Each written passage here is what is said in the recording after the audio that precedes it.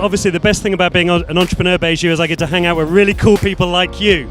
Now, do you know what? The thing about being an entrepreneur is you're in control of your own destiny. For anybody who really wants to, plough their own field and really go and make something happen and make a difference, that's what an entrepreneur enables you to do. I'm absolutely in love with the fact that we get to actually meet with like-minded people. It's a really exciting time to be an entrepreneur in the UK. I think we've got the most enterprising youth coming through, mainly because of things like media attention on things like Dragon's Den and all of that type of thing. It's never been a better time to be an entrepreneur.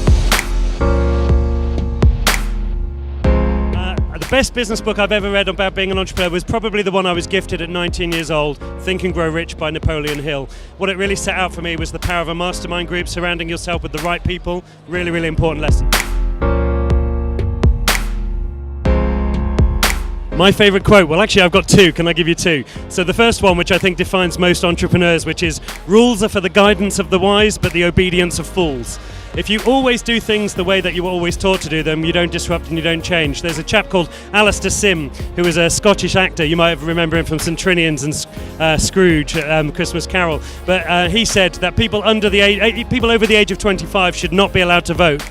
People under the age of 25 are still looking for the answer, where people over the age of 25 think they've already found it. Therefore, progress really depends on people under the age of 25. So change is inevitable. Rules are for the guidance of the wise and the obedience of fools. But I will just tell you one other quick thing, which has been my personal realization in business, where I've always tried to take on too much.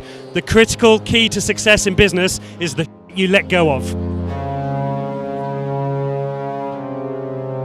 One particular example, which was a few years ago, where I let somebody else handle some of my stakeholder relations, and things became a little bit political. So if I was to say anything to anybody, it's always keep in control of your stakeholder, your key relations in business.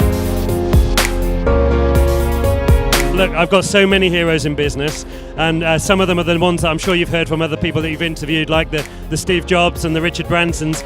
But I'm actually going to tell you a different one, which was my father, Alec Cass, the lesser known or unheard of business educator. When I was a young lad, my father absolutely showed me what it was about in terms of building rapport and relationships with people and influencing people. So I actually I watched him command rooms, a charismatic man who was a military man, but even in that context, people knew him and respected him, and I saw how he treated people, and that was a massive lesson for me. So my father is my hero. The one big thing in 2020, well, do you know what? I actually think this is a really difficult one to predict, because the world is changing at such a pace now. If you look at evolution over the last 2,000 years, we've gone at this very, very gentle pace, and we're now at the beginning of a curve that's exponentially going up. And how that's going to take us in the next 8 years from a technology point of view, I would hate to predict. What I can tell you, it's going to completely disrupt the way we do everything in life, not just in business. So if I was to turn that into a bit of advice for people, is keep absolutely on top of change. Change is inevitable. It's happening at such a fast pace now. Keep on top of the change and know how that affects you, your business, your industry, more importantly, your customers. My legacy, well, I'd like to say actually our legacy, but from a personal point of view, I love inspiring business owners and entrepreneurs to doing things bigger and better.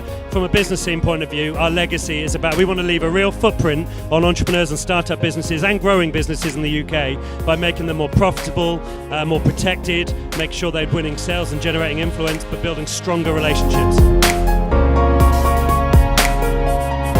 From a business point of view, I've had many proud moments and many sort of big brands, but I've got to say I've never been as proud as where we are right now with Business Scene, because we're starting to make some real impact on small businesses in the UK. And it's not about what we do for ourselves, it's the impact we're making on other people's businesses that I'm really proud of.